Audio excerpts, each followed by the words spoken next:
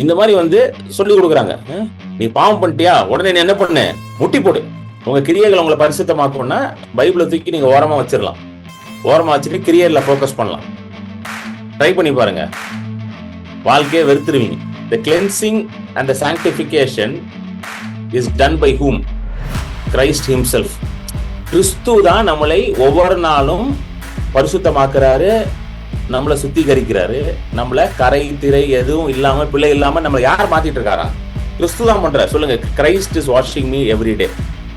ஒரு குளியல போட்டுட்டீங்க, முழுமையா நீங்க வந்து சுத்தமாயிட்டீங்க. ஆனாலும் வந்து உலகத்தோட கான்டாக்ட்ல இருக்கிறதுனால உலகத்துல இருக்கிற தூசி, உலகத்துல இருக்கிற புழுதி எல்லாம் உங்களை என்ன பண்ணுது, உங்களை வந்து அழுக்குப்படுத்துது, தீட்டுப்படுத்துது. சோ அதை எப்படி வந்து நீங்க சுத்தப்படுத்தணுமா? திரு வசனத்தின் மூலமாக. சொல்லுங்க, by the washing of the word of God. ஒரு குளியல போட்டவன் முழுமையா சுத்தமா தான் இருக்கிறான். ஆனா வெளியே போயிட்டு வந்து அவன் எதை கழுவுறான்? ஃபர்ஸ்ட் காலை கழுவுறான். கால் மட்டும் தான் கழுவு பண்ணும். இந்த வாஷிங் வித் வாட்டர், வேதத்துல வந்து இந்த washing with water denotes washing yourself with the word of God. பரிசுத்தமாகிறதுக்கு ஒரே வழிதான் இருக்குது. அது என்னது? சொல்லுங்க, வார்த்தை மூலமாக. Only by the washing of the word of God you can be made pure and holy. அதனாலதான் வந்து வசனத்தை வந்து அதிகமா கேட்கறது ரொம்ப முக்கியம்.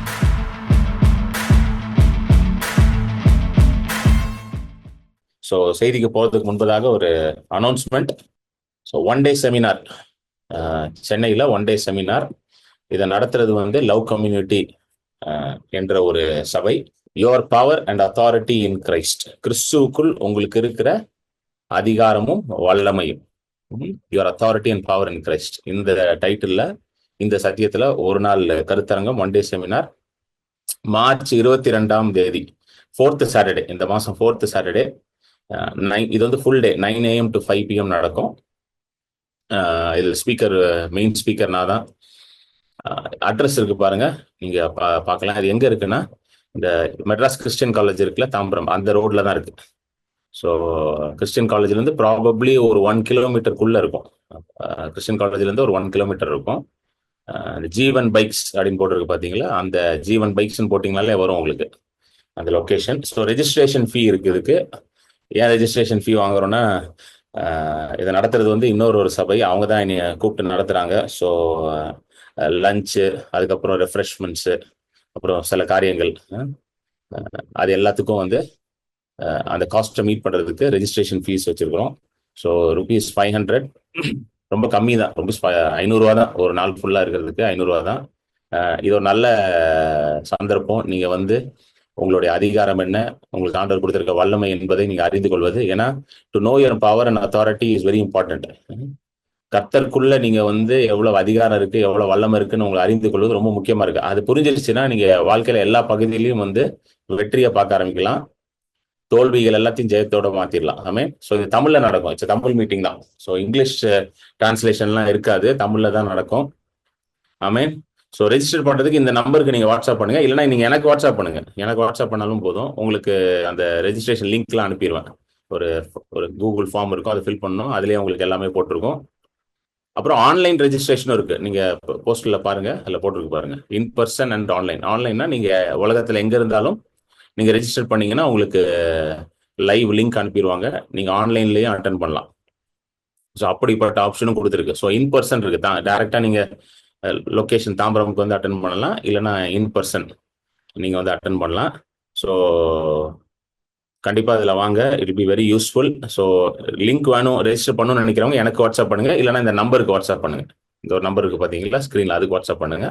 ஏதாவது ஒரு நம்பருக்கோ எனக்கோ வாட்ஸ்அப் பண்ணுங்க, இது யூஸ்ஃபுல்லாக இருக்கும். ஆமாம். ஸோ ஷேர் பண்ணுங்க, உங்களுக்கு தெரிஞ்ச மற்ற விசுவாசிகள், கிறிஸ்தவர்களுக்கும் ஷேர் பண்ணுங்க. It be useful for every one. Amen. So நம்ம வார்த்தைக்கு நேராக கடந்து போவோம், படிப்போம். யோவான் 5வது அதிகாரம் 1-5 John 5:1-5. இவைகளுக்கு பின்பு யூதருடைய பண்டிகை ஒன்று வந்தது. அப்பொழுது இயேசு எருசலேமுக்கு போனார். எபிரேய பாஷையிலே பெதஸ்தா என்னப்பட்ட ஒரு குளம் எருசலேமில் ஆட்டு வாசலின் அருகே இருக்கிறது. அதற்கு 5 மண்டபங்கள் உண்டு. அவைகளிலே குருடர், சப்பானிகள், சூம்பின உறுப்புடையவர்கள் முதலான வியாதிக்காரர் அநேகர் படுத்திருந்து தண்ணீர் எப்பொழுது கலங்கும் என்று காத்து கொண்டிருப்பார்கள். ஏனெனில் சில சமயங்களிலே தேவ தூதன் ஒருவன் அந்த குளத்தில் இறங்கி தண்ணீரை கலக்குவான். தண்ணீர் கலங்கின பின்பு யார் முந்தி அதில் இறங்குவானோ அவன் எப்பேற்பட்ட வியாதியஸ்தனா இருந்தாலும் சொஸ்தமாவான். 38 வருஷம் வியாதி கொண்டிருந்த ஒரு மனுஷன் அங்கே இருந்தான். 38 வருஷம் வியாதி கொண்டிருந்த மனுஷன் அங்கே இருந்தான். அது முந்தின வருஷம் ரொம்ப முக்கியமான வருஷம். எப்பேற்பட்ட வியாதியாக இருந்தாலும் was made well of whatever disease he had. எப்பேற்பட்ட வியாதியா இருந்தாலும் அவன் சொல்லுங்க, எப்பேற்பட்ட வியாதியா இருந்தாலும்.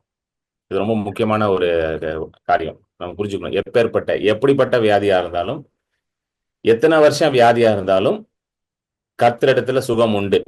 ஹல்லேலூயா, ஆமென். ஏன்னா சில நேரத்துல நம்ம என்ன நினைக்கிறோம்னா, இப்படிப்பட்ட வியாதிகளுக்கு சுகம் கிடையாது, இதுக்கெல்லாம் என்ன கிடையாது, விடுதலையா கிடையாது.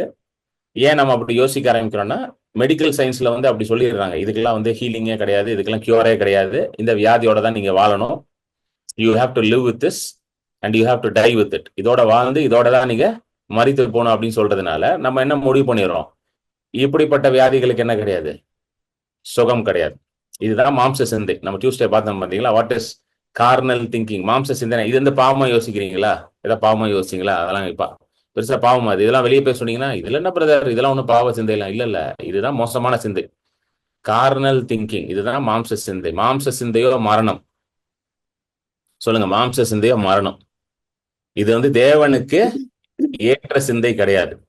ஹல்லேலூயா, ஆமென். சோ ரொம்ப அழகா போட்டிருக்கு, எப்பேற்பட்ட வியாதியா இருந்தாலும் அந்த குளம் கலக்கும் பொழுது, அந்த தூதன் அந்த குளத்தை கலக்கும் பொழுது அங்க யார் முதல்ல இறங்குறாங்களோ என்ன பண்ண முடியுமா, அங்க சுகம் உண்டு. ஹல்லேலூயா.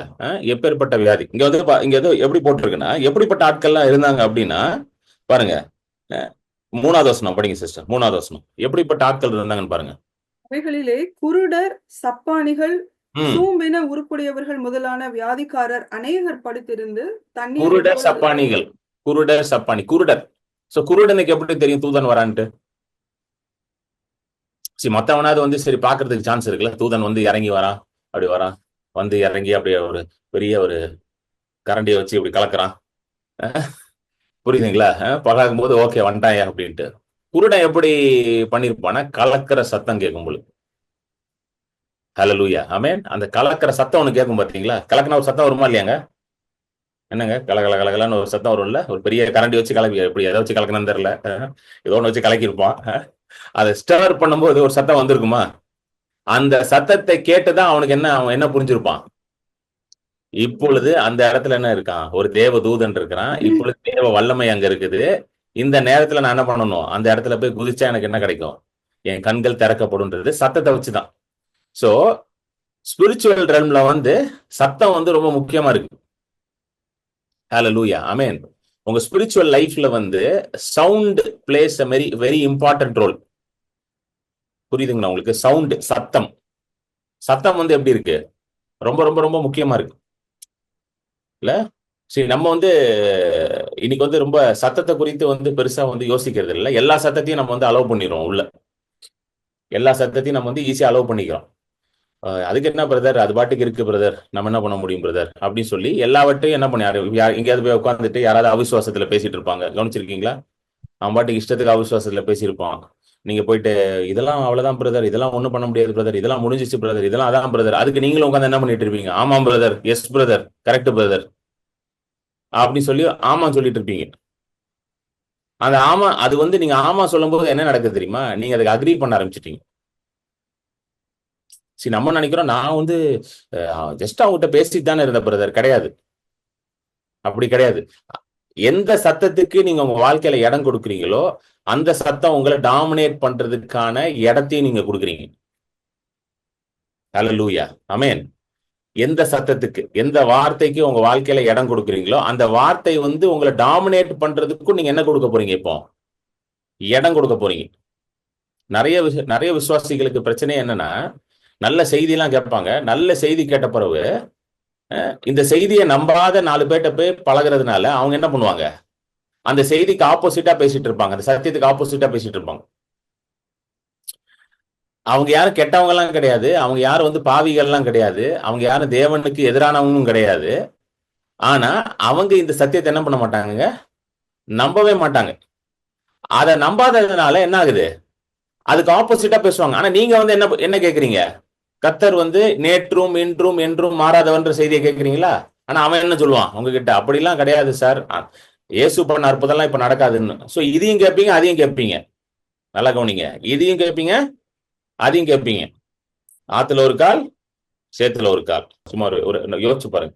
இங்க ஒரு நல்லா குளிச்சிட்டீங்க, குளிச்சுட்டு ஒரு காலை கொண்டு போய் ஆத்துல வைக்கிறீங்க, இன்னொரு காலை சேத்துல வைக்கிறீங்க. இப்போ இப்படி வைக்கிறதுனால உங்க பாடி வந்து அழுக்கா இருக்கா இப்ப அழுக்கா இல்லையா? இதுக்கு பதில் சொல்லுங்க. அழுக்காதான் அழுக்காதான் இருக்குது. ஏன்னா ஒரு கால் எங்க இருக்குது? சேத்துலதான் இருக்கு. நீங்க சொல்லலாம் பிரதர், நான் டுக் அ குட் ஷவர் பிரதர், நல்ல ஒரு குளியலை போட்டோம் பிரதர், சுத்தமா இருக்கேன் பிரதர், நல்லா ஷாம்பு பாடி வாஷ் எல்லாம் போட்டு நல்லா வெரி கிளீன் பிரதர், பக்காவா இருக்கிறேன் பிரதர். ஆனாலும் ஒரு கால் எங்கெங்க இருக்குது? சேத்துலதான் இருக்கு. எத்தனை பேருக்கு புரியுது? இன்னைக்கு நிறைய இடத்துல இதான் பிரச்சனை போயிட்டு இருக்கு. இங்க ஒரு கால் அங்க ஒரு கால் வச்சோன்னா வேலைக்கே ஆகாது. சத்தம் ரொம்ப முக்கியம். சொல்லுங்க, சத்தம் ரொம்ப முக்கியம். What you here is very very very very very very very important. Not very important, very very very very important. ரொம்ப ரொம்ப ரொம்ப ரொம்ப ரொம்ப ரொம்ப முக்கியமானது. இது நம்மளுடைய வாழ்க்கையே தீர்மானிக்குது. It is actually dictating the way we are living life. நம்ம வாழ்க்கை எப்படி வாழ்றோன்றதே அது என்ன பண்ணுது? தீர்மானிக்குது. ஹalleluya. சோ இந்த உலகம் வந்து நம்மளை தீட்டுப்படுத்தாதபடி, இந்த உலகத்தின் சத்தம் வந்து நம்மளை தீட்டுப்படுத்தாதபடி நாம தொடர்ந்து நம்மள என்ன பண்ணிட்டு இருக்கணுமா? சுத்தப்படுத்திக்கிட்டே இருக்கணும். பாருங்க, அங்க வந்து தூதன் கலக்குறான். தூதன் கலக்கணும்னு அந்த குருடனுக்கு வந்து எப்படி தெரியுது? சத்தத்தை வச்சுதான். சொல்லுங்க, சத்தத்தை வச்சுதான் கண்டுபிடிக்கலாம். Through the sound of the steering. அந்த குருடனுக்கு வந்து வேற எப்படி தெரியாது? சி, நல்லா ஒரு விஷயம் கவனிக்கணும். இல்ல சார், பக்கத்துல போய் அவனை சொல்லி அவனும் சொல்லியிருக்க மாட்டான். எல்லாம் அவ்வளவு நல்லவனா?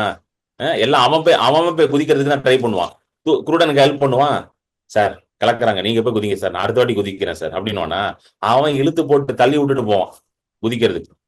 அங்கே சோசியல் சர்வீஸ் பண்றதுக்கு உட்காந்துருக்கானுங்க எல்லாரும் கிடையாது. சோ எந்த சத்தத்தை கேட்கறானோ அந்த சத்தம் தான் அவனுக்கு சொல்லுது, ஓகே இந்த இடத்துல இப்ப என்ன நடக்குது, சுகம் நடக்குதுன்ட்டு. சோ இப்ப நல்லா கவனிங்க. ஒரு இடத்த ஒரு இது காமிக்கிறேன் உங்களுக்கு. இயேசு கிறிஸ்து வந்து யோவான் 13 வாங்க. யோவான் 13 இயேசு கிறிஸ்து வந்து கால்களை கழுவுறார், சீஷர்களோட கால்களை கழுவுறார். சரிங்களா? அப்போ ஒரு ரொம்ப முக்கியமான ஒரு சத்தியத்தை வெளிப்படுத்துறார். அவர் காலை கழுவும் பொழுது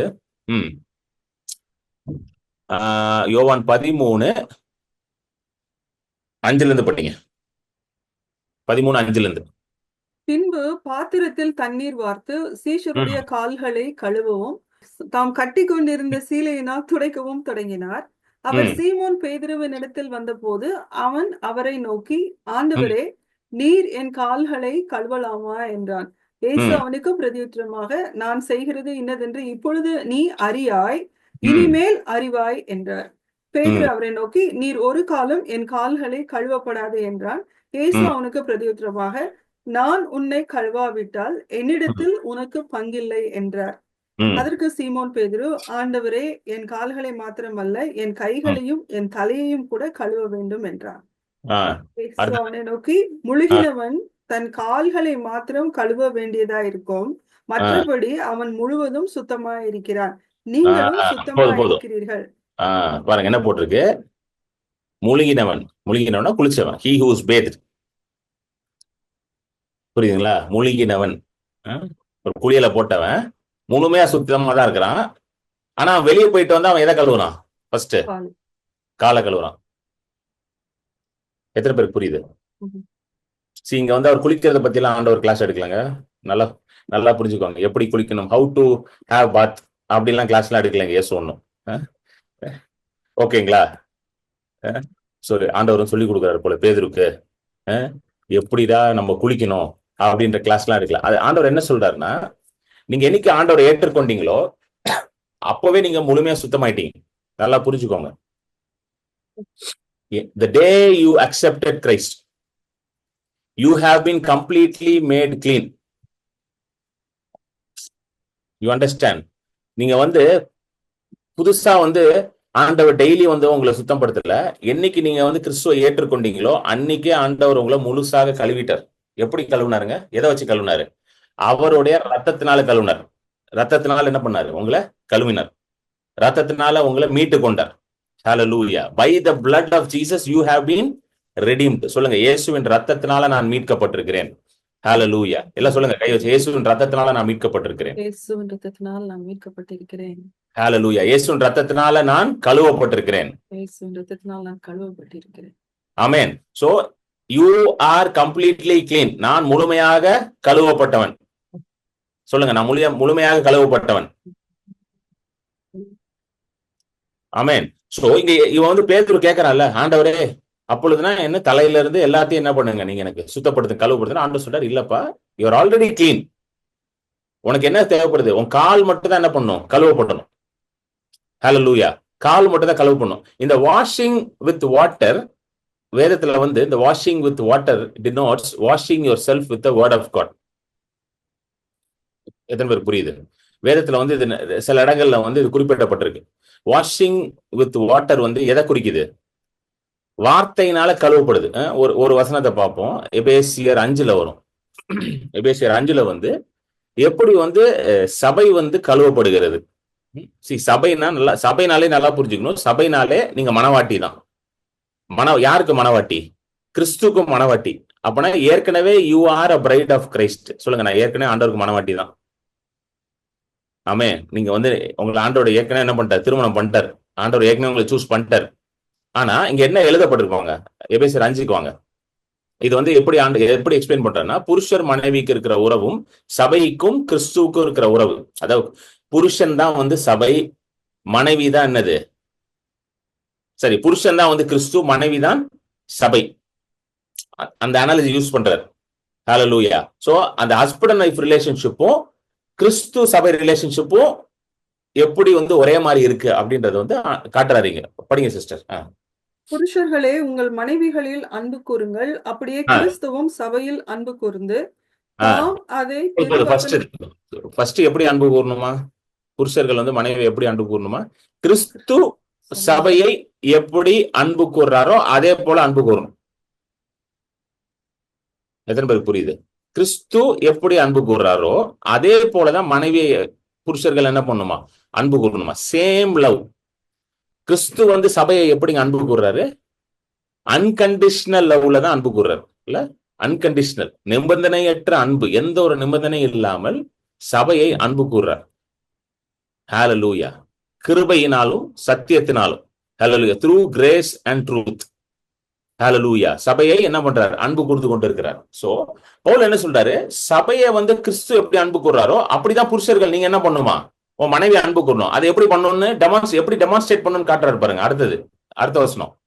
தாம் அதை திருவசனத்தை கொண்டு தண்ணீர் முழுக்கினால் சுத்திகரித்து பரிசுத்தமாக்குகிறதற்கும், கரை திரை முதலானவைகள் ஒன்றுமில்லாமல் பரிசுத்தமும் பிழையற்றதுமான மகிமையுள்ள சபையாக அதை தமக்கு முன் நிறுத்திக் கொள்வதற்கும் தம்மைத்தாமே அதற்காக ஒப்பு கொடுத்தார். நல்லா கவனிங்க. ஹோலி அண்ட் வித்தவுட் பிளெமிஷ், பரிசுத்தமும் கரை திரை எதுவும் இல்லாமல் பிழையற்ற சபையாக கிறிஸ்து நம்மை ஒவ்வொரு நாளும் என்ன பண்ணிட்டு இருக்காரா? மாற்றிட்டு இருக்காங்க. ஹalleluya. The cleansing and the sanctification is done by whom? Christ himself. கிறிஸ்து தான் நம்மளை ஒவ்வொரு நாளும் பரிசுத்தமாக்குறாரு, நம்மளை சுத்திகரிக்கிறாரு. நம்மள கரை திரை எதுவும் இல்லாம, பிழை இல்லாம நம்மளை யார் மாத்திட்டு இருக்காரா?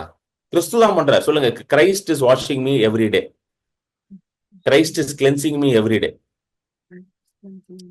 ஹalleluya. ஆமென். எதுல இருந்து கிளென்ஸ் பண்றாரு? ஏன்னா உலகத்தோட நான் கான்டாக்ட்ல இருக்கேன்ல. நம்ம எல்லாருமே வந்து உலகத்தோட கான்டாக்ட்ல இருக்கிறோம்.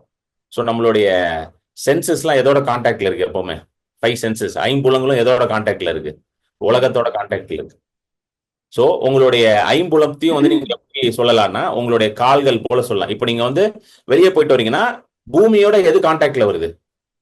உங்க கால்கள் தான் கான்டாக்ட் வருது. அதனாலதான் வீட்டுக்கு வந்தா முதல்ல எதை கழுவு சொல்றாங்க?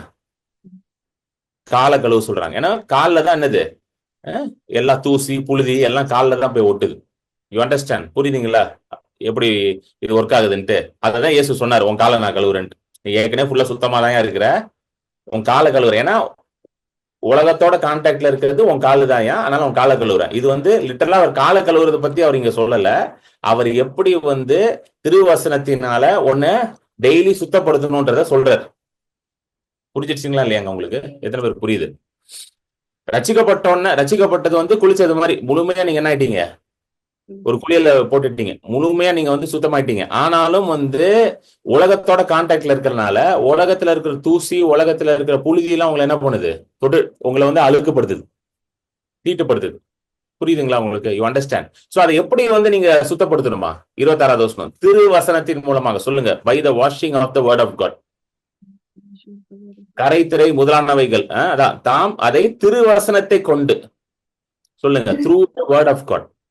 வேர்ட் ஆஃப் காட் வச்சுதான் நம்மள என்ன பண்ணணும், கிளீன் பண்ணணும். நல்லா கேட்டுக்கோங்க. Only you can clean yourself by the word of God, not by anything else. இன்னைக்கு வந்து நம்ம எதெல்லாம் வச்சு ட்ரை பண்றோங்க சொல்லுங்க? எதெல்லாம் வச்சு ட்ரை பண்றோம்? ஃபாஸ்டிங் போடுறோம், வேற என்னெல்லாம் பண்றோம்? முட்டி போட்டே ஜோம் பண்ணி ட்ரை பண்றோம் இல்ல? ஏன்னா யாராவது ஒருத்தர் சொல்லியிருப்பாங்க, முட்டி போட்டு ஜோம் பண்ணுங்க, அதுதான் ரொம்ப ஆண்டவருக்கு பிரியமானது அப்படின்னு. முட்டி போட்டு ஜோம் பண்ணி ட்ரை பண்றோம், முட்டி போட்டு போட்டு பண்ணிக்கிட்டே இருக்கிறோம். எனக்கெல்லாம் என்ன சொல்லி கொடுத்தாங்கன்னா, முட்டி போட்டு ஜெபம் பண்ணலாம் ஆண்டவர் உன் ஜெபத்தையே கேட்க மாட்டார் அப்படின்ட்டாங்க. உன் ஜெபத்தையே கேட்க மாட்டாரோ, ஜெபமே இதா இருக்கும் அப்படின்ட்டு. இந்த மாதிரி வந்து சொல்லி கொடுக்குறாங்க. நீ பாவம் பண்ணிட்டியா, உடனே நீ என்ன பண்ணு, முட்டி போடு. சார் ஆண்டவர் ஸ்கூல் நடத்தல சார், தப்பு போனோன்னு போய் முட்டி போடுறதுக்கு. அப்படிதான் சொன்னாங்க. பாவம் பண்ண உடனே முட்டி போடு, முட்டி போடு, முட்டி போடு. எத்தனை பேர் இது கேள்விப்பட்டிருக்கீங்க? முட்டி போடு, முட்டி போட்டு பண்ணு, முட்டி போட்டு ஜெபம் பண்ணா நீங்க சுத்தமாயிருவீங்கன்னா, இன்னைக்கு கிறிஸ்தவத்துல எல்லாருமே சுத்தமா இருப்பான். என்னங்க கரெக்டா இல்லையாங்க? எல்லாரும் சுத்தமா இருப்பான். ஏன்னா முட்டி போடுறதுக்கு வந்து எப்படியாவது முட்டியை போட்டுடலாமா இல்லையாங்க? கஷ்டப்பட்டு முட்டியை போட்டுடலாம். எல்லாம் வாங்க ஜூம் மீட்டிங்ல வாங்க, எல்லாம் முட்டியை போடுங்கன்னா முட்டியை போட போறீங்க. எதுக்கு நான் உட்காந்து 1 மணி நேரம் பிரசங்கம் பண்ணணும் வார்த்தை எடுத்து? 10 நிமிஷம் முட்டியை போட்டா வேலை முடிஞ்சு இல்ல?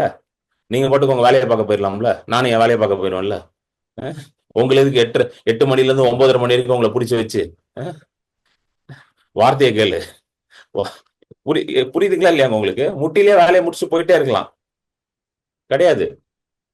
முட்டி போடுறதுனாலயோ ஃபாஸ்டிங் பண்றதுனாலயோ இல்ல இதை விடுறேன் பிரதர், கர்த்தருக்காக நான் வந்து என் சட்டையை மாத்திட்டேன் பிரதர், கர்த்தருக்காக நான் என் நகையெல்லாம் கழட்டிட்டேன் பிரதர், இதெல்லாம் பண்ணாதான் பரிசுத்தம். அப்புறம் ஃபுல் தாடியெல்லாம் எடுத்துட்டேன் பிரதர். பரிசுத்தம்னா என்ன நினைச்சிட்டாங்க? ஃபுல்லா சட்டையெல்லாம் கலரெல்லாம் மாத்தி, தலையில இருக்க முடியெல்லாம் வெட்டி, தாடியெல்லாம் ஷேவ் பண்ணி, நகையெல்லாம் கழட்டினோன்னா பரிசுத்தம் ஆயிட்டோம். பரிசுத்தம் ஆகிறதுக்கு ஒரே வழிதான் இருக்குது. அது என்னது சொல்லுங்க? வார்த்தை மூலமாக. Only by the washing of the word of God you can be made pure and holy.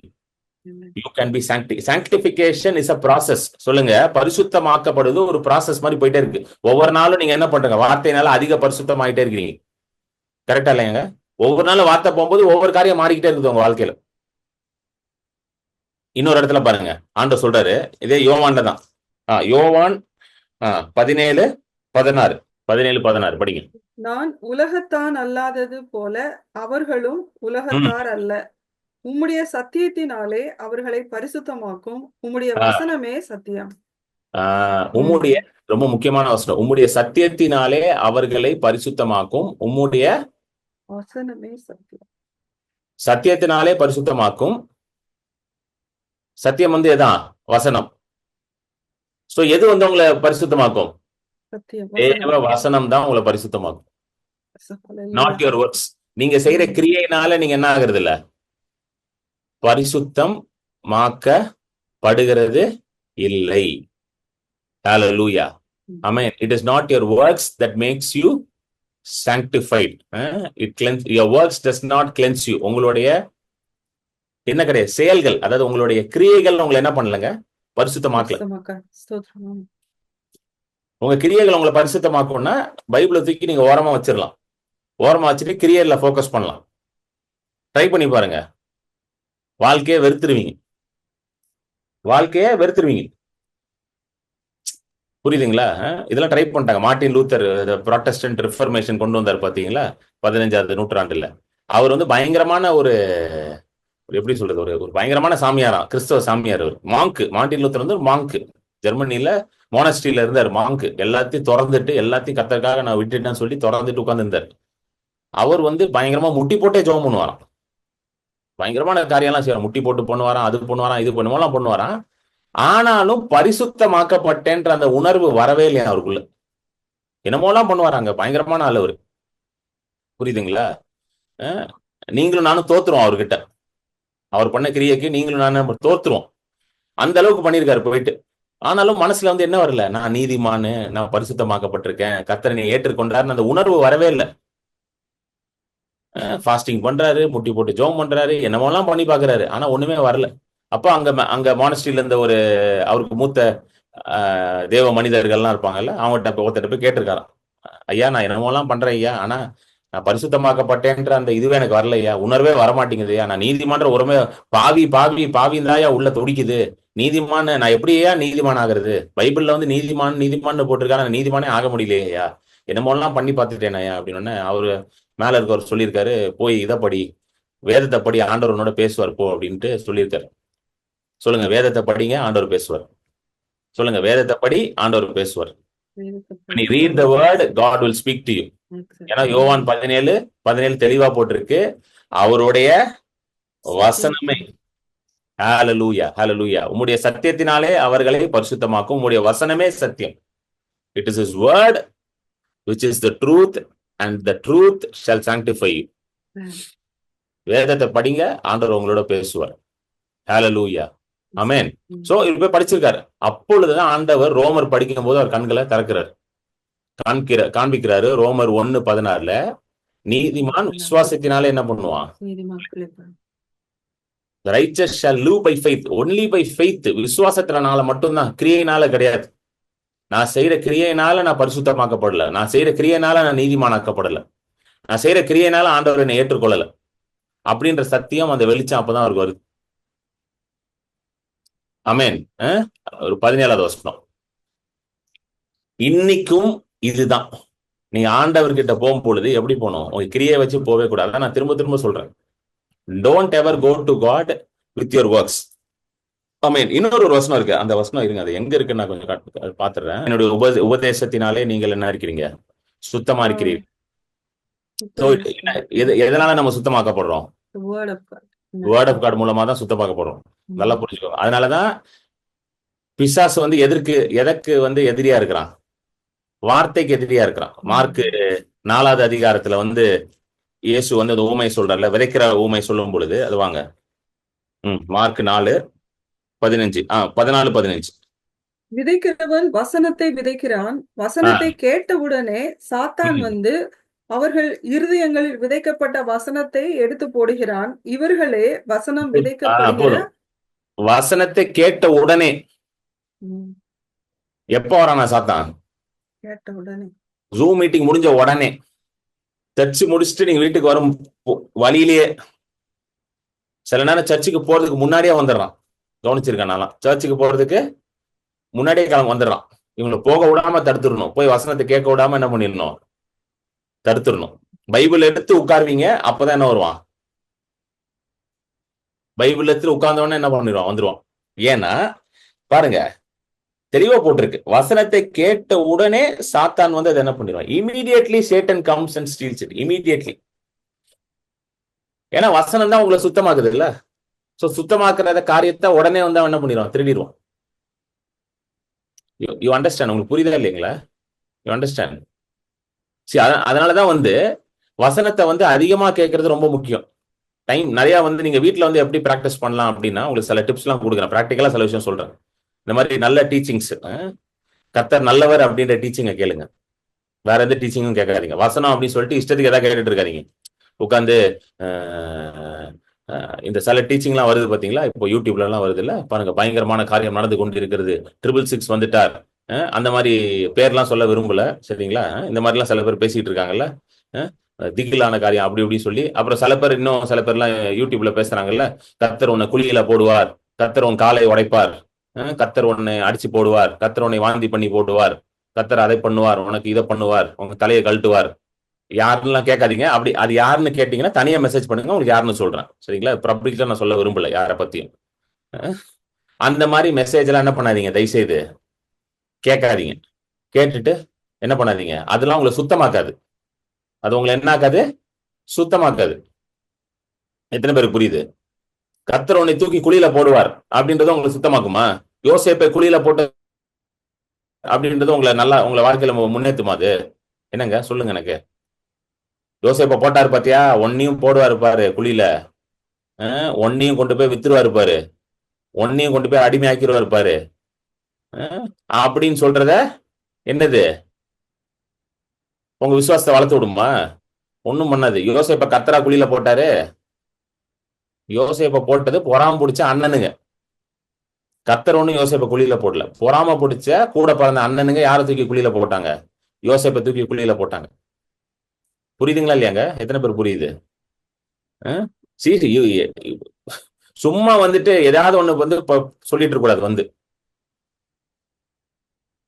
இந்த மாதிரி செய்தியெல்லாம் கேட்டீங்கன்னா சுத்தமாக முடியாது. இந்த மாதிரி செய்தி, எந்த மாதிரி செய்திகளை கேட்கணும் அப்படின்னா, நீங்க ஒரு செய்தியை கேட்டீங்கன்னா அந்த செய்தி வந்து உங்களை விடுதலை ஆக்கணும். It should set you free. வாங்க காட்டுறேன் உங்களுக்கு. யோவான்ல வந்து சத்தியத்தை அறிவீர்கள், சத்தியம் உங்களை விடுதலை ஆக்கணும் இயேசு சொல்றாரு பாத்தீங்களா? 8:31 படிங்க, உங்க ஸ்கிரீன்ல இருக்கு பாருங்க. இயேசு தம்மை விசுவாசித்த யூதர்களை நோக்கி, நீங்கள் என் உபதேசத்தில் நிலைத்திருந்தால் மெய்யாகவே என் சீஷரா இருப்பீர்கள். ஃபர்ஸ்ட் புரிஞ்சுக்கோங்க, நீங்கள் என் உபதேசத்தில் நிலைத்திருந்தால். If you abide in my word. இதே கேஜேவில போடுங்க. கேஜேவில எப்படி? If you continue in my word. abide என்னது? அங்கே தங்கி, அதான் நிலைத்திருப்பது. வார்த்தையிலே தங்கி இருக்கணும், வார்த்தையிலே குடியிருக்கணும், வார்த்தையிலே நிக்கணும். கண்டினியூனா தொடர்ந்து வார்த்தையிலே இருக்கணும். சொல்லுங்க, தொடர்ந்து வார்த்தையிலே நான் இருக்கணும், தொடர்ந்து வாழ்க்கையிலே நான் வாழணும், தொடர்ந்து வாழ்க்கையில நான் குடியிருக்கணும், தொடர்ந்து வாழ்க்கையில நான் நிலைத்திருக்கணும். அவன் தான் யாரா? நிலைத்திருந்தால் மெய்யாகவே என் சீஷர்களா.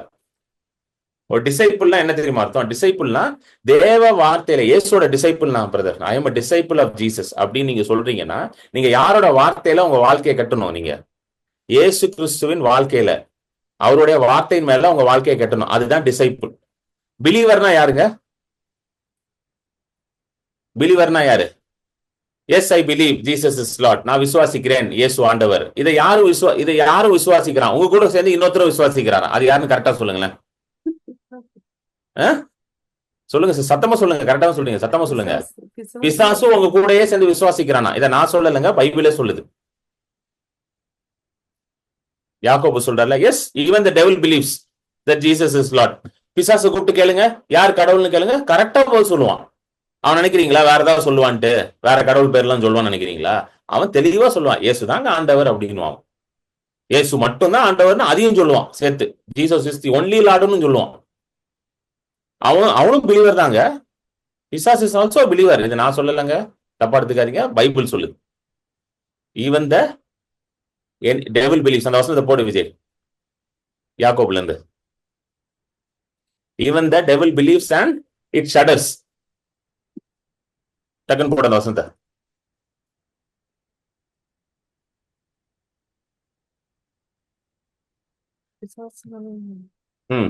யாக்கோபு 2:19 படிங்க,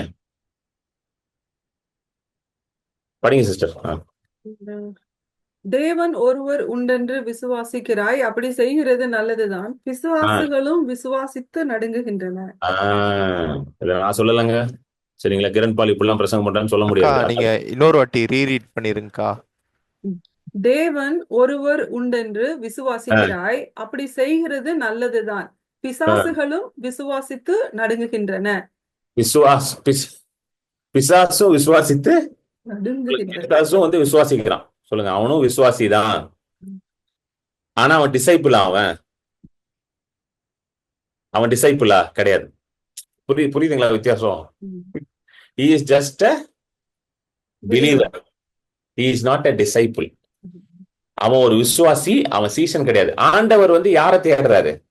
விசுவாசியை தேடல. ஆண்டவர் யாரை தேடுறாரு? சீஷர்களை தேடிக்கொண்டிருக்கிறார். கிரேட் கமிஷன்ல மத்தேயு கடைசி அதிகாரத்துக்கு வாங்க. இதை பார்த்துட்டு நம்ம திரும்ப யோவான் 8க்கு வந்துரும். மத்தேயு கடைசி அதிகாரம், மத்தேயு 28:18 படிங்க. 18:19 படிங்க. அப்பொழுது இயேசு சமீபத்தில் வந்து அவர்களை நோக்கி, வானத்திலும் பூமியிலும் சகல அதிகாரமும் எனக்கு கொடுக்கப்பட்டிருக்கிறது. ஆ, ஆகையால் நீங்கள் புறப்பட்டு போய் சகல ஜாதிகளையும் சீஷராக்கி பிதா நீங்க குமாரன் புறப்பட்டு போய் சகல ஜாதியும் என்னமாக்கணுமாண்ணா? சீஷராக்கி சோ ஆண்டவருடைய ஹார்ட் என்னது? பிலீவரா டிசைபிளா? disciples. புரியுதுங்களா உங்களுக்கு? Amen. Disciple, God is looking for disciples. God is not looking for believers. But நம்ம என்னது யாரை தேடிட்டு இருக்கோம்? Believer தெரியும். பிலீவரை தேடிட்டு இருக்கோம். பொண்ணுக்கு மாப்பிள்ளை பார்க்கும்போது பிரதர் நல்ல பிலீவரா பாருங்க பிரதர், ப்ளீஸ். நல்ல பிலீவரா பார்க்காதீங்க, நல்ல டிசைபிளை பாருங்க. ஸ்தோத்திரம். சரிங்களா? நல்ல பிலீவரை தேடுறதுனால தான் மாப்பிள்ளை சரியா அமைய மாட்டுறாரு நிறைய பேருக்கு. ஏன்னா அவர் என்னன்னு சொல்லிடுறாங்க, நல்ல பிலீவர்னு என்ன சொல்லிடுறாங்க? போயிடுவார் பிரதர், கரெக்டா சண்டே சர்ச்சுக்கெல்லாம் போயிடுவார் பிரதர், கரெக்டா வந்து காணிக்கெல்லாம் கொடுத்துருவார் பிரதர், நற்கனெல்லாம் எடுத்துருவார். நற்கன என்னது? இது கம்யூனியன். கம்யூனியன்னா என்னன்னே தெரியாம எடுத்துட்டு இருப்பாரு அவரு. வருஷம் ஒரு வாரமும் போயிட்டு அவரு அதெல்லாம் எடுத்துருவார் பிரதர். அவர் பேர் வந்து Jacob James John brother. Jacob James John, என் பீட்டரையும் சேர்த்துக்கோங்களேன் பேர்ல. நல்ல இது பிரதர், பாரம்பரிய கிறிஸ்தவ குடும்பம் பிரதர். சபெல்லாம் கட்டி கொடுத்துருக்காங்க பிரதர். என்ன கட்டி கொடுத்துருக்காங்க? சபெல்லாம் கட்டி கொடுத்துருக்காங்க பிரதர். இதை நம்பி நம்மளும் என்ன கொடுத்துடுறோம்? பொண்ணை கொடுத்துடுறோம். ஹலோ, நல்லா கவனிங்க, இதெல்லாம் உண்மையா நடக்கிறதான் பேசிட்டு. இதை நம்பி நம்மளும் பொண்ணை கொடுத்துடுறோம். பொண்ணை கொடுத்தோன்னதான் தெரியுது அவர் வந்து இன்னொரு பிலீவருக்கு ஃப்ரெண்டா இருக்கிறாருன்ட்டு. எந்த பிலீவருக்கு? யாக்கோப்பு 2:19 ஒரு பிலீவர் வந்தார் பாத்தீங்களா? எந்த பிலீவருங்க? பிசாசு பிலீவருக்கு அவர் கொஞ்சம் க்ளோஸ் ஃப்ரெண்டா இருக்கிறார் அவரு. அப்புறம் உட்காந்து அழுதுகிட்டு இருக்கோம், ஐயோ பிரதர் நல்ல பாரம்பரியமான கிறிஸ்துவ குடும்பம் கொடுத்துட்டேன் பிரதர், சபைலாம் கட்டி கொடுத்துருக்காங்க பிரதர், சபை கல்வெட்டுல அவங்க பேரை எழுதி வச்சிருக்காங்க பிரதர், ஃபர்ஸ்ட் ரோல தான் சபையில உட்காருவாங்க பிரதர். ஆனா கல்யாணத்துக்கு அப்புறம் தான் கண்டுபிடிச்சா யாக்கோபு 2:19 வர பிலீவரும் இவரும் ஃப்ரெண்ட்ஸ் அப்படின்ட்டு. ஜோம் பண்ணுங்க, இனில இருந்து ஜோம் பண்ணுங்க. உங்க பிள்ளைகளுக்கு திருமணம் ஆகணும்னா என்ன ஜோம் பண்ணுங்க? ஆண்டவரே நல்ல சீசன் வரணும், என் மாப்பிள்ள ஒரு சீசன் ஆகணும் ஜோம் பண்ணுங்க. உங்க மகனுக்கு வந்து ஒரு பொண்ணை தேடிட்டு இருக்கீங்கன்னா சொல்லுங்க, எனக்கு வர மருமக வந்து ஒரு நல்ல சீஷியா இருக்கணும். she should be a disciple of Jesus. எனக்கு வர மருமகன் வந்து நல்ல சீஷனா இருக்கணும். பிலீவர் தேவையில்லைங்க, பிலீவர் ஊர்பட்ட பிலீவர் இருக்கிறாங்க. நான் கூட்டிட்டு வரேன் உங்களுக்கு, வாங்க. எத்தனை பிலீவர் வரணும் உங்களுக்கு? எல்லாரும் இயேசு நம்புறேன்னு தான் சொல்றான். நான் போய் ஊழியம் பண்றேன் எல்லாம் அப்படிதான் சொல்றான். நான் நம்புறேன் பிரதர், இயேசு நம்புறேன் பிரதர், சண்டே போய் இப்படி போட்டு வந்துடுறேன் பிரதர், சர்ச்சில் போயிட்டு எல்லாம் போட்டு வந்துடுறேன் பிரதர். இதெல்லாம் இயேசு கேட்கவே இல்லை. இப்படி போடு, அங்க போடு, தலையில போடு, இதெல்லாம் கேட்கவே இல்லை இயேசு. இயேசு எதை கேட்கிறாரு? யோவான் 8 போடுங்க வசனத்தை திரும்பி போடு விஜய். யோவான் 8 வா, போடு விஜய்.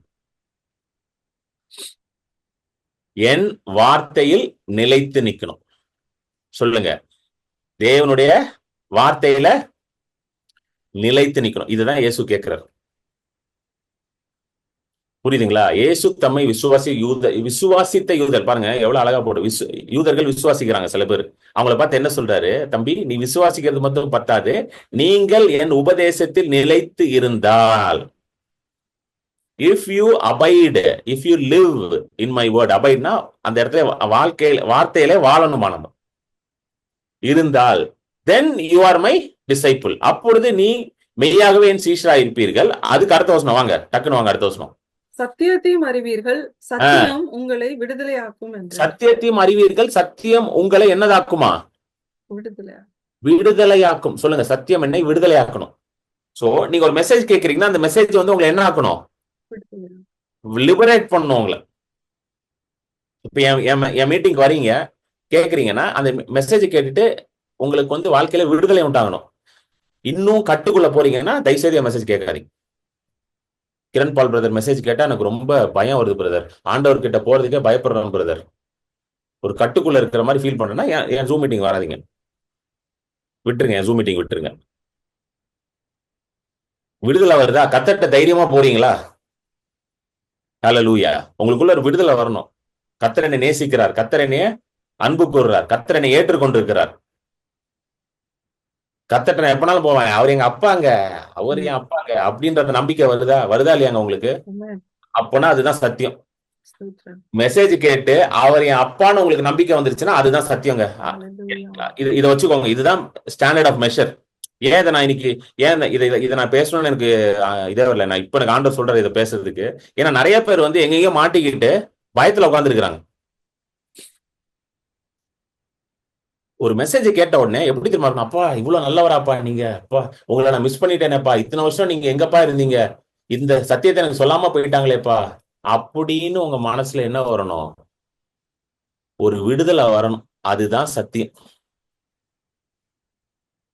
இயேசு இந்த விடுதலையை தான் நமக்கு கொடுத்திருக்கிறார்.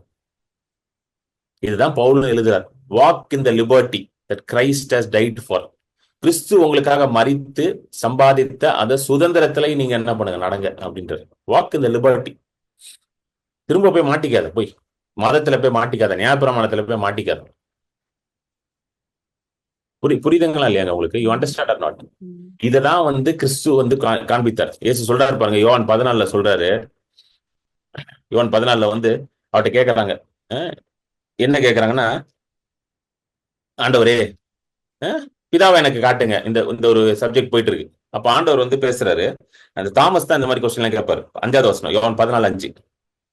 தோமா அவரை நோக்கி, ஆண்டவரே நீர் போகிற இடத்தை அறியோமே, வழியை நாங்கள் எப்படி அறிவோம் என்றான். அதற்கு இயேசு, நானே வழியும் சத்தியமும் ஜீவனுமா இருக்கிறேன், என்னாலே அல்லாமல் ஒருவனும் பிதாவினிடத்தில் வரான். என்னை அறிவீர்கள். பாருங்க, நானே வழியும் சத்தியமும் ஜீவனும். இது நம்ம எல்லாருக்கும் தெரியல. Jesus is the way, the truth and the life. நானே வழியும் சத்தியமும் ஜீவன், ரொம்ப ஃபேமஸான வேர்ஸ். எல்லா கார் பின்னாடி எழுதியிருப்பாங்க, நானே வழியும் சத்தியம் ஜீவனும் அப்படின்னு எழுதி ஸ்டிக்கர்லாம் போட்டிருப்பாங்க அழகா. எதுக்கு வழி அவரு? எதுக்கு வழி அவரு?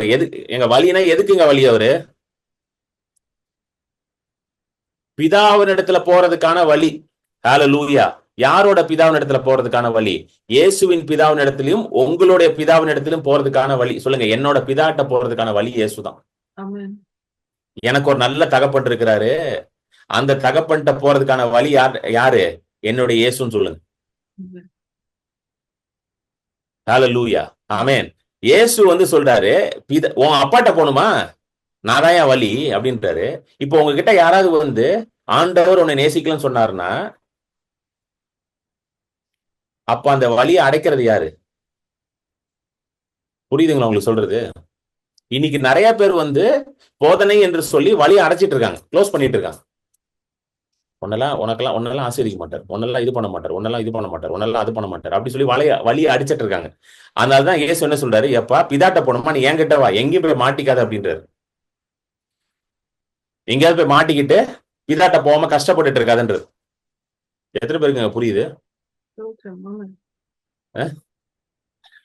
நான் பல வருஷம் தேடினேன், எங்க இருக்காரு என் பிதா. அதாவது வந்து உலகத்துல வந்து எல்லாருக்கும் யார் தேவைப்படுறா? ஒரு அப்பா தேவைப்படுறாரு. கரெக்டா? Everybody needs a father. இல்ல, father is a very important and integral part of everybody's life. எத்தனை பேருக்கு புரியுது? அப்பான்றது ரொம்ப ஒரு இன்டிஸ்பென்சிபிள்னா தவிர்க்க முடியாத ஒரு உறவு. இல்ல, எல்லாருக்கும் ஒரு அப்பா தேவை. புரியுதுங்களா இல்லையாங்க? எல்லாருக்கும் ஒரு அப்பா தேவை, எல்லாருக்கும் ஒரு அம்மா தேவை. இல்ல, ஒரு அப்பா அம்மாவோட சிக்னிபிகன்ஸ் வந்து இட்ஸ் சோ பிக். ஒரு அப்பா அம்மா இல்லைன்னா ரொம்ப கஷ்டம். உலகத்துல வந்து என்னதான் பண வசதிகள் இருந்தாலுமே ஒரு அப்பா ஒரு அம்மா உடைய அந்த அரவணைப்பு, ஒரு அப்பா உடைய அந்த ஞானம், ஒரு அப்பாவுடைய அந்த நமக்கு கொடுக்குற அந்த அப்பா கொடுக்குற ப்ரொடெக்ஷன், செக்யூரிட்டி, ஒரு அப்பா நமக்கு கொடுக்குற டைரக்ஷன், இதெல்லாம் எப்படிங்க இருக்குது? ரொம்ப முக்கியமா இருக்குது. கரெக்டா இல்லையாங்க? ஆனா உலகத்துல வந்து நிறைய நேரங்கள்ல வந்து இப்படிப்பட்ட நல்ல தகப்பன்கள் இருக்கிறது இல்லை. எத்தனை பேருக்கு புரியுது? இருக்கிறாங்களா நல்ல தகப்பன்கள்? என்னங்க இருக்காங்களா? கிடையாது. இல்ல, இருப்பாங்க, அப்பான்னு இருப்பாங்க வீட்டுல, பட் ஒரு நல்ல தகப்பன்னா இருக்க மாட்டாங்க அவங்க. ஏன்னா அவங்களுக்கு யாருமே வந்து உனக்கு ஒரு நல்ல தகப்பன் இருக்கிறான்ற சத்தியத்தை அவங்களுக்கு யாருமே என்ன பண்ணல, போதிக்கல. You understand? See, you might have grown in a family where your father is not a good father. So நீங்க வளர்ந்த குடும்பத்துல வந்து உங்க அப்பா வந்து ஒரு நல்ல தகப்பனா இல்லாம இருந்திருக்கலாம். இல்ல உங்க அப்பா வந்து உங்களை அப்பா இல்லாம கூட நீங்க வளர்ந்துருக்கலாம். சின்ன வயதிலேயே உங்க அப்பா உங்களை விட்டுட்டு போயிருக்கலாம். இல்ல அப்பா இல்லாம நீங்க வளர்ந்துருக்கலாம். இல்ல அப்பா இருந்திருப்பாரு, ஆனா ஒரு நல்ல தகப்பனா இருந்திருக்க மாட்டார். ஒரு நேம் சேக்குக்கு ஒரு அப்பாவா ஒருத்தர் இருந்திருப்பாரு. புரியுதுங்களா? சோ அது உங்களுக்கு ஒரு காயமா கூட இருந்திருக்கலாம். ஆனா நான் உங்களுக்கு சொல்றேன், எந்த அப்பா உங்க கூட இருக்கிறாரோ இல்லையோ, இந்த பரம அப்பா எப்பொழுதும் உங்க கூட தான் இருக்கிறார். ஹalleluya. This heavenly father is always with you. So உலகம் முழுதும் இன்னைக்கு பிரச்சனைக்கு காரணம் இது உலகத்திலே கண்டுபிடிச்சிட்டானுங்க. இது நான் ஸ்பிரிச்சுவலா சொல்ல, உலகத்திலே கண்டுபிடிச்சிட்டாங்க. நிறைய கிரைம்ஸ், நிறைய குற்றங்கள் நடக்கிறது காரணம் ஃபாதர்லெஸ்னஸ் தான். ஃபாதர்லெஸ்னஸ்னா என்னது? அப்பா இல்லாத காரணத்தினால நிறைய கிரைம்லாம் நடக்குதான் உலகத்துல. சரியான அப்பா இல்லாதனால. ஆனா இந்த சரியான அப்பா இல்லாத வீடுகள் எல்லாம் பாத்தீங்கன்னா இந்த பிள்ளைங்க என்ன இருறாங்களா, தறிகெட்டு போயிடுறாங்க. தேவையில்லாத காரியங்கள், இந்த ட்ரக்ஸ்ல இன்வால்வ் ஆகுறது, கிரைம்ல இன்வால்வ் ஆகுறது, இதெல்லாம் இந்த சரியான ஒரு ஃபாதர் ஃபிகர் இல்லாதனால. அதனாலதான் இயேசு கிறிஸ்து உலகத்துக்கு யாரை காண்பித்தார்? எல்லாருக்கும் அப்பாவை காமிச்சார். Hallelujah. Why did Jesus came to reveal the Father? Because the world needs a father. You need a father. I want to tell you, உங்களுக்கு ஒரு அப்பா தேவை. எப்படிப்பட்ட அப்பா தேவை? நல்ல தகப்பன் ஒருத்தர் தேவை. நம்மளுடைய பரம தகப்பன் போல ஒரு தகப்பன் தான் உங்களுக்கு தேவை. எனக்கு தெரிஞ்ச ஒரு பாஸ்டர் இருக்கிறாரு. அவருக்கு அப்பாவும் கிடையாது, அம்மாவும் கிடையாது. இன்னைக்கு நல்ல பெரிய லெவல்ல ஊழியெல்லாம் பண்றாரு. அவருடைய வாலிப நாட்கள்ல ஒரு தடவை ஒரு நீதிமொழிகள் புஸ்தகம் எடுத்து படிச்சாராம். அவரு வாலிப நாட்கள்னா அவர் ஒரு டீன்ஸ்ல இருக்கும் பொழுது, ஸ்கூல் 10வது கூட படிக்கல அவரு. ஸோ இந்த மாதிரி ஏதோ ஒரு வெளியூர்ல போயிட்டு வேலைக்கு போயிட்டு வேலை பண்ணிட்டு இருக்கும்போது பைபிள் ஒரு நாள் எடுத்து படிச்சான். பைபிள்ல நீதிமொழிகள் எடுத்து படிக்கும். நீதிமொழிகள்ல பாத்தீங்கன்னா இந்த முதல் சில அதிகாரங்கள்லாம் பாத்தீங்கன்னா எப்படி ஆரம்பிக்குன்னு பாத்தீங்கன்னா, போடுங்களேன், 2:1 போடுங்க. என் மகனே அப்படின்னு பாத்தீங்களா? நீதிமொழி 1, 2, 3, 4 எல்லாம் அந்த முதல் ஃபியூ இது ஆல்மோஸ்ட் ஒரு அந்த ஒரு 8, 9 சாப்டர்ஸ் ஃபுல்லா என் மகனே நினைக்கும். ஸோ இவர் எடுத்து படிச்சான் என் மகனே அப்படின்னு ஒண்ணு. அப்போதான் அவருக்கு புரிஞ்சான், என் தாயும் நான் பார்த்ததில்லை, என் தந்தையும் நான் பார்த்ததில்லை. அன்னைக்கு ஆண்டவர் அவரோட பேசினார். என் மகனே அப்படின்ற அந்த வார்த்தை மூலமாக ஆண்டவர் பேசினார் அவர்கிட்ட. ஹல்லேலூயா. அது சொல்லுவாரு. அதை கேட்ட உடனே என்ன நேசிக்கிற ஒரு தகப்பன் இருக்கிறார் அப்படின்ற அந்த வெளிச்சம் எனக்கு வந்துச்சு பிரதர் அப்படின்னு. தோ I am an orphan in this world. இந்த உலகத்துல நான் அனாதையா இருந்தாலும் என்னை நேசிக்க ஒரு தகப்பன் இருக்கிறார். There is a father to love me அப்படின்றது எதை படிச்சது போது அவருக்கு இந்த வெளிப்பாடு வந்துச்சான்? இந்த வசனத்தை படிக்கும் போது. இதுதான் இயேசு காண்பிக்க வந்தார். சொல்றாரு, நானே வழி, உன்னுடைய தகப்பனுக்கு போறதுக்கு நானே வழி, நானே ஜீவன், உன் தகப்பனுடைய ஜீவனை வெளிக்காட்டதான் நான் வந்திருக்கிறேன், நானே சத்தியம், உன் தகப்பன் யார் என்ற சத்தியத்தை வெளிப்படுத்த தான் நான் வந்தேன் அப்படின்னாரு. I've come to reveal who your father is. I've come to take you to the father. புரியுதுங்களா? எத்தனை பேர் புரிஞ்சிச்சு? இதுதான் இயேசு பண்ணார். சோ நீங்க கேட்கிற சத்தியம் நல்லா கவனிங்க. திரும்ப வந்துருங்க, ரோமர் யோவான் 8க்கு வந்துருங்க. திரும்ப சத்தியத்தை அறிவீர்கள், சத்தியம் உங்களை விடுதலை. சோ நீங்க கேட்கிற சத்தியம் உங்களை என்ன பண்ணணும்? லிபரேட் பண்ணணும். சொல்லுங்க, it should liberate me, it should set me free. நீங்க கேட்கிற சத்தியம் உங்களை என்ன பண்ணும்? லிபரேட் பண்ணும். புரியுதுங்களா? நம்ம ஹீலிங் ஸ்கூல்ல ஒரு சிஸ்டர், அவங்களுக்கு she had cancer when she joined the healing school join பண்ணும்போது அவங்களுக்கு கேன்சர் இருந்திருக்கு. ஜாயின் பண்ணாங்க. அவங்க ஜாயின் பண்ணிட்டு அவங்க ஷேர் பண்ணாங்க ஒரு காரியத்தை. அவங்க என்ன சொன்னாங்கன்னா, இந்த மாதிரி நான் ஒரு சபைக்கு போயிட்டு இருக்கேன் பிரதர். அவங்க she's a very powerful woman. அவங்களுக்கு ஆண்டவர் தரிசனங்கள் எல்லாம் கொடுப்பாரு, ஆண்டவர் தரிசனத்தின் மூலமா பேசுவாரு. அப்ப ஆண்டவர் ஒரு காரியத்தை வெளிப்படுத்திருக்கிறார். என்ன வெளிப்படுத்திருக்கிறாருன்னா, அவங்க குடும்பத்துல யாருக்கோ உடம்பு சரியில்லாம போகுது, அதுக்கு இவங்க ஜெபம் பண்ணணும்ன்ற மாதிரி அந்த வெளிப்பாடை ஆண்டவர் கொடுத்திருக்கிறார். ஸோ அவங்க ஒரு ஊழியக்கார குடும்பத்துல இருந்து வந்த ஒரு சகோதரி. ஸோ அந்த ஒரு இது இருந்திருக்கு அவங்க மேல, அந்த அனாயிண்டிங் இருந்திருக்கு to minister to people. She had an anointing to minister to people. ஆனா இவங்க ஃபுல் டைம் மினிஸ்டர் கிடையாது. இவங்க வேலையும் பார்த்துட்டு ஊழியமும் பண்றாங்க. பட் அவங்க குடும்பத்துல நிறைய பேர் ஃபுல் டைம்ல எல்லாம் இருந்திருக்காங்க. Very powerful family. ஸோ அவங்க உடனே என்ன பண்ணாங்க, சபையில் பாஸ்டர்கிட்ட போய் சொல்லியிருக்காங்க, இந்த மாதிரி பாஸ்டர், இந்த மாதிரி எங்கள் குடும்பத்தில் ஒருத்தருக்கு உடம்பு சரியில்லை. ஸோ ஆண்டவர் எனக்கு ஒரு தரிசனத்தின் மூலமாக காட்டுறாரு, அவங்களுக்கு போய் நீ என்ன பண்ணு, ஜெபம் பண்ணு, நீ போய் அவங்களுக்கு ஜெபம் பண்ணு, அவங்களுக்கு சரியாகும்ட்டு. அதுக்கு அந்த பாஸ்டர் என்ன பதில் சொல்லியிருக்கணும்னு நீங்கள் நினைக்கிறீங்க? டெக்னிக்கலாக என்னங்க சொல்லியிருக்கணும்? சொல்லுங்க, யாராவது ஒருத்தர் சொல்லுங்க, என்ன சொல்லியிருக்கணும்? இப்போ நீங்கள் பாஸ்டர்னா என்ன சொல்லியிருப்பீங்க? You can pray. Correct, you can go and pray. இப்ப என்கிட்ட வந்து சொல்லி, இப்ப நீங்க யாராவது என்கிட்ட வந்து சொன்னீங்கன்னா நான் என்ன தெரியுமா சொல்லுவேன்? Please pray. நீங்க போய் தயவு செய்து ஜெபம் பண்ணுங்கன்னு. தயவு செய்து ஜெபம் பண்ணுங்க. இன்னைக்கு சில பேர்லாம் என்கிட்ட வந்து சொல்லுவாங்க, பிரதர் அவங்களுக்கு உடம்பு சரியில்லை, உங்களுக்கு ஒண்ணு. நான் சொல்ல, நீங்க ஜெபம் பண்ணுங்க சிஸ்டர் தான் சொல்றேன். நான் நீங்க பண்ணுங்க சிஸ்டர், நீங்க என்னையெல்லாம் எதிர்பார்க்காதீங்க. Don't expect me to sister. உங்களுக்குள்ள அதே வல்லமை இருக்கு, உங்களுக்குள்ள அதே அபிஷேகம் இருக்கு, உங்களுக்குள்ள அதே கிறிஸ்து தான் இருக்கிற. நீங்க போய் கைகளை வைங்க. ஹல்லேலூயா. கைகளை வைங்க, அப்பொழுது வியாதியஸ்தர்கள் சுகமாவார்கள். இதுதானே இயேசு சொன்னாரு. நீ போய் செய்யா, எல்லா இடத்துக்கும் நான் வர முடியாதியா, நீ போய் செய்யி, அதுக்காக தான் பரிசுத்த ஆவியானவரை நான் கொடுக்குறேன் உனக்குன்னு சொன்னாரா இல்லையா இயேசு? ஏன்னா ஜீசஸ் எல்லா இடத்துக்கும் வர முடியுமாங்க? சொல்லுங்க.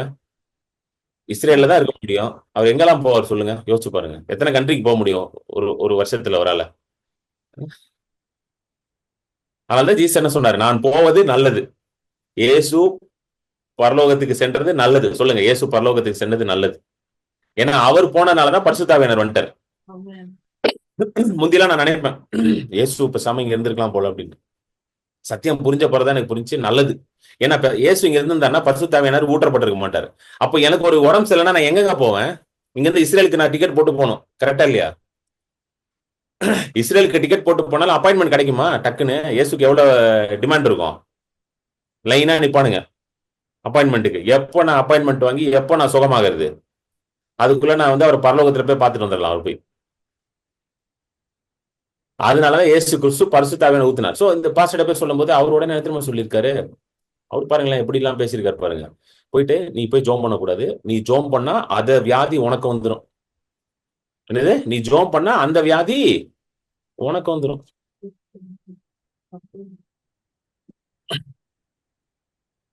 அவங்க அதுக்கப்புறம் அப்படியே பயந்து போய், ஆனா அவங்க வந்து என்ன பண்ணிருக்காங்க?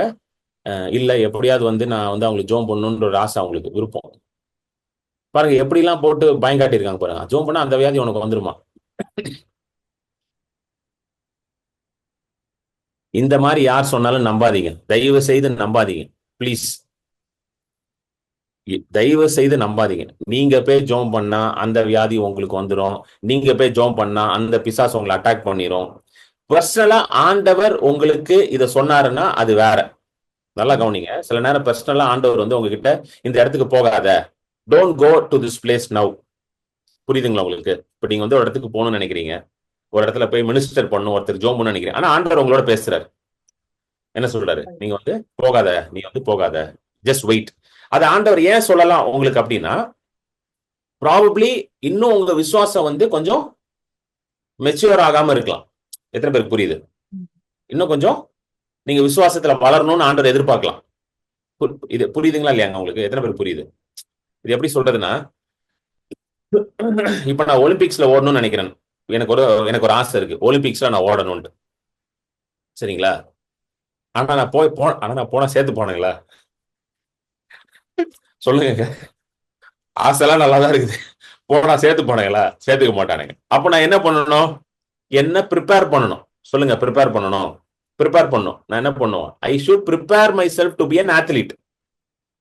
கரெக்டா இல்லையாங்க? எடுத்தோன்னே ஒலிம்பிக்ஸ் போக முடியுமா?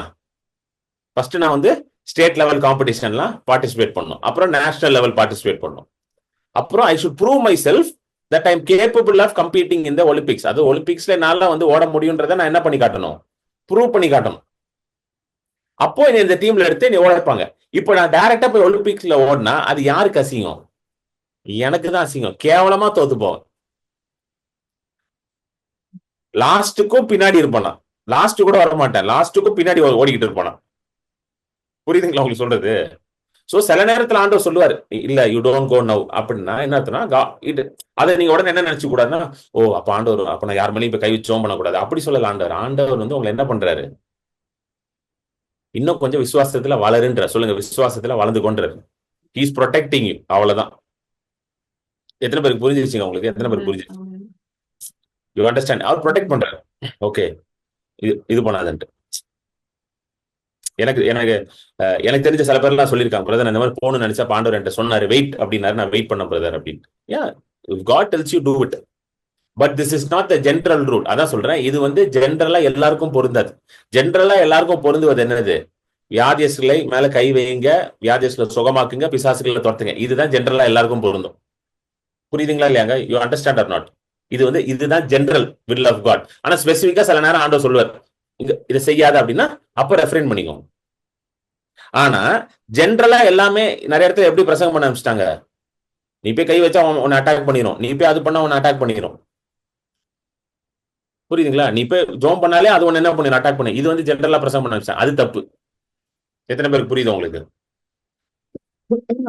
அதனாலதான் நீங்க சத்தியத்துல நிலைத்து நிக்கணும். ரோமர் 8 நம்ம படிச்ச, யோவான் 8 படிச்சது போல நீங்க சத்தியத்துல என்ன பண்ணணும்?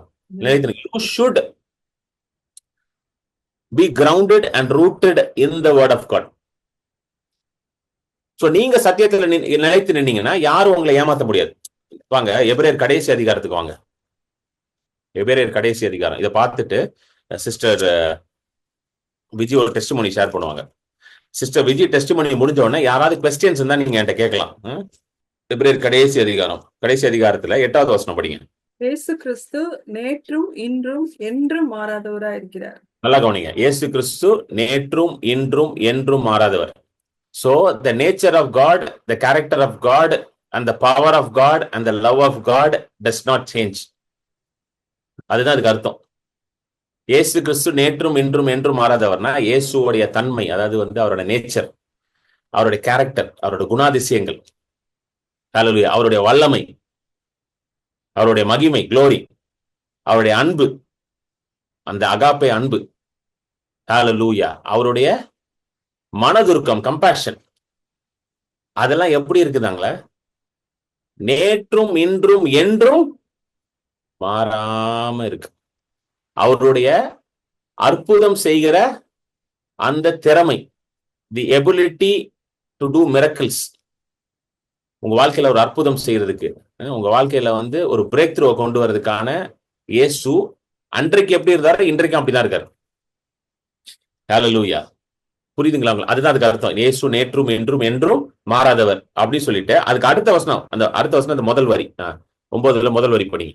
பலவிதமான அந்நிய போதனைகளால் அலைப்புண்டு தெரியாதீர்கள். அந்நிய போதனை என்ன தெரியுமா அர்த்தம்? ஃபர்ஸ்ட் சில இடத்துல சொல்றாங்களா, அந்நிய போதனை, அந்நிய அக்னி வந்துருச்சு பிரதர், அந்நிய அக்னி வந்துருச்சு, அந்நிய போதனை வந்துருச்சு அப்படின்னு என்ன சொல்லிட்டு என்ன சொல்றாங்கன்னா, இந்த போதனைகள்லாம் வேற தேசத்துல இருந்து கொண்டு வந்து பேசுறாங்க, அமெரிக்கா தேசத்துல இருந்து கொண்டு வராங்க அந்நிய போதனை. ஐயோ, அமெரிக்கா தேசத்துல இருந்து வந்தா அந்நிய போதனையா? அந்நிய போதனை என்ன தெரியுமா? வேதத்துல இல்லாத போதனை தான் என்ன போதனை? அந்நிய போதனை. ஸ்ட்ரேஞ்ச் டாக்டரின்ஸ்னா ஜீசஸ் பிரசங்கம் பண்ணாத டாக்டரின் தான் ஸ்ட்ரேஞ்ச். பவுல் பிரசங்கம் பண்ணாத எல்லாம் ஸ்ட்ரேஞ்ச். பவுல் பிரசங்கம் பண்ணாததை ஒண்ணு பிரசங்கம் பண்ணிட்டு இருக்காங்கன்னு வச்சுக்கோங்க, அதுக்கு பேர் என்னது? பவுலே சொல்றாருல கலாத்தியர் 1ல, நானே இல்ல ஒரு தூதனே வந்து வேற சுவிசேஷத்தை பிரசங்கம் பண்ணா தயவு செய்து அதை கேட்காத சொல்றாரா இல்லையாங்க பவுல்? சொன்னாரா இல்லையா? கலாத்தியருக்கு எழுதுறாரு. ஏன்னா கலாத்தியர் சபையில வந்து பயங்கரமான ஒரு டிசெப்ஷன் வந்துருச்சு. என்ன டிசெப்ஷன்னா, கிரியையினாலதான் அப்படின்ற ஒரு டிசெப்ஷன் வந்துருச்சு. Only by works not by grace அப்படின்ற ஒரு டிசெப்ஷன் உள்ள வந்துருச்சு. அதுக்கு பவுல் அவங்களுக்கு எழுதுறாரு. ரொம்ப ஸ்ட்ராங்கான ஒரு புக் கலேஷியன்ஸ், கண்டிப்பா படிங்க. நான் கலேஷியன்ஸ் பைபிள் ஸ்டடி ஒன்று பண்ணணும்னு யோசிச்சுட்டு இருக்கேன். கண்டிப்பா அதை பண்ணணும். அது இந்த நெக்ஸ்ட் ஃபியூ மந்த்ஸ் ஸ்டார்ட் பண்ணிடுவோம். ரொம்ப ஸ்ட்ராங்கான ஒரு புக், ரொம்ப அருமையான ஒரு புக் கலேஷியன்ஸ்ல எழுதுறாரு. எந்த வசனம் அது? 9. படிங்க சிஸ்டர். முன் சொன்னது போல மறுபடியும் சொல்லுகிறேன். 9 முன் சொன்னது போல மறுபடியும் தமிழ்ல 8ல இருந்து வரணும்னா 8ல இருந்து படிங்க. ஓகே. நாங்கள் உங்களுக்கு பிரசங்கித்த சுவிசேஷத்தை அல்லாமல் நாங்களாவது வானத்திலிருந்து வருகிற ஒரு தூதனாவது வேறொரு சுவிசேஷத்தை உங்களுக்கு பிரசங்கித்தால் அவன் சபிக்கப்பட்டவனாயிருக்கு கடவுள். பாருங்க, நாங்கள் உங்களுக்கு பிரசங்கித்த சுவிசேஷம், அதாவது நான் பிரசங்கிச்சத அப்புறம் அதுக்கு மாத்தி நான் பிரசங்கம் பண்ணாலோ, இல்ல தூதனே வந்து ஒரு சுவிசேஷத்தை பிரசங்கம் பண்ணாலோ அதை நீ என்ன பண்ணாத. Jesus is grace, Jesus is truth, இயேசுதான் கிருபை, இயேசுதான் சத்தியம் அப்படின்ற அந்த சுவிசேஷத்துக்கு மாறாக நீதிமான் விசுவாசத்தினாலதான் பிழைப்பான். விசுவாசத்தை கொண்டு ரட்சிக்கப்பட்டீர்கள், இது தேவனுடைய கிருபை, உங்களுடைய ஈவு கிடையாது. எபேசியர் 2:8. By grace through faith you have been saved, it is not of works. கிருபையினாலே விசுவாசத்தை கொண்டு ரட்சிக்கப்பட்டீர்கள். எப்படி ரட்சிக்கப்பட்டீங்களா? விசுவாசத்தை கொண்டு கிருபை. சொல்லுங்க, கிரேஸ். கிரேஸ்னாலே ஃப்ரீ. புரியுதுங்களா இல்லையாங்க? உங்க ஹீலிங் வந்து கிரேஸ், ஃப்ரீ. அதான் இயேசு சொல்றாருல்ல, இலவசமாய் பெற்றீர்கள், இலவசமாய் கொடுங்க. ரட்சிக்கப்பட்டீர்கள், இது உங்கள் லால் உண்டா. அல்லேலூயா. இது என்னாலே நடக்கல. அதுதான் நான் சொல்றேன் திரும்ப திரும்ப, இது என்னால கிடையாது. இது தேவனுடைய ஈவு, கிஃப்ட். சொல்லுங்க, கிஃப்ட். என் வாழ்க்கையில இருக்க எல்லா ஆசீர்வாதமும் தேவன் எனக்கு கொடுத்த கிஃப்ட். சொல்லுங்க, my life is a gift from God. My blessing is a gift. எல்லாமே gift தான். கிஃப்ட்டுக்கு காசு கொடுப்பீங்களா? கிஃப்ட்டுக்கு காசு உண்டா? கிடையாது. Gift free. இதுதான் சொல்றாரு. சொல்லிட்டு அது இதுதான் எழுதுறாரு. கலாத்தியர் 1:8 எழுதுறாரு, even if we or an angel from heaven preach any other gospel. கலாத்தியர் 1:8, let him be accursed. இதை தவிர நானா இருந்தாலே இல்ல ஒரு தூதனா இருந்தாலும் இதை தவிர வேற ஒரு சுவிசேஷத்தை பிரசங்கம் பண்ணா நாங்க சபிக்கப்பட்டவர்கள்ன்றான். எத்தனை பேருக்கு புரிஞ்சிருச்சு? என்ன சுவிசேஷம்? இயேசு நேற்றும் இன்றும் என்றும் மாறாதவர். புரிஞ்சிருச்சுங்களா? யாராவது உங்களுக்கு அற்புதம் நடக்காதுன்னு சொன்னா பிளீஸ் டோன்ட் அக்செப்ட். 10,000 காரணம் சொல்லலாம் உங்ககிட்ட ஏன் நடக்காதுன்னு. கிடையாது. இயேசு நேற்றும் இன்றும் என்றும் மாறாதவர். புரியுதுங்களா உங்களுக்கு? 10,000 காரணம் சொல்லலாம். பிரதர் உங்களுக்கு ஏன் நடக்காதுன்னா இதான் உங்களுக்கு நடக்காது பிரதர். உங்க வீடு ஒரு கோயில் பக்கத்துல இருக்கு பிரதர், அதனால நடக்காது பிரதர். உங்க அது இங்க இருக்கு பிரதர், அது அங்க இருக்கு பிரதர். சொல்லுங்க, இயேசு நேற்றும் இன்றும் என்றும் மாறாதவர். எத்தனை பேருக்கு புரியுது உங்களுக்கு? இதுதான் பவுலும் சொன்னார்.